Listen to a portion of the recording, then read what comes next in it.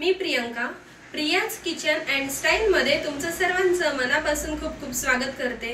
विविध खाण्याच्या पदार्थांच्या रेसिपींसोबतच मी स्किन केअरचे घरगुती उपायांचे व्हिडिओ सुद्धा तुमच्या समोर अपलोड करत असते।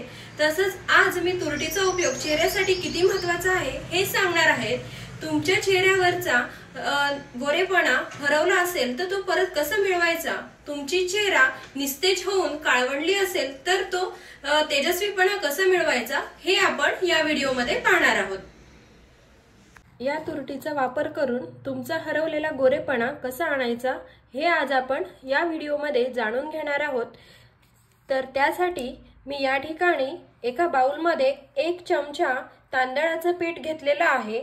आता या तांदळाच्या पिठामध्ये मी 1 चमचा मध मिक्स करते। 1 चमचा मध मिक्स करते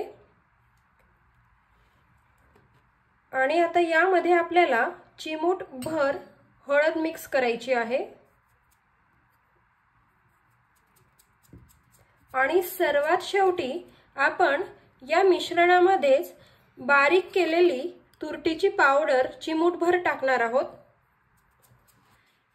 आता हे मिश्रण आपल्याला व्यवस्थित मिक्स करून घ्यायचं आहे।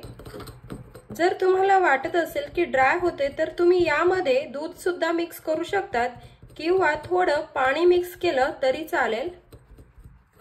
यामध्ये मी आता थोडं 1 ते 2 चमचे पाणी मिक्स करते। तुम्ही दूध सुद्धा मिक्स करू शकतात।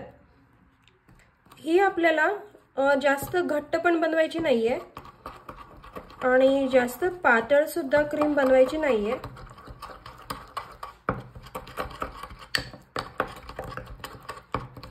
व्यवस्थित आपल्याला हे मिश्रण तयार करून घ्यायचं आहे।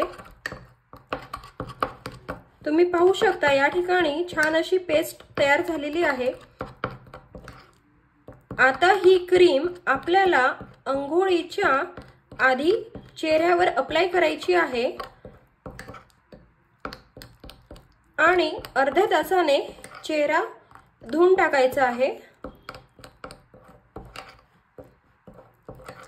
आठवड्यातून जर तुम्ही ही क्रीम 2 वेळेस यूज केली तर तुमचा चेहऱ्यावरचा तेजपणा येण्यास मदत होईल आणि काळवंडलेली त्वचा सुद्धा निघून जाण्यास मदत होईल।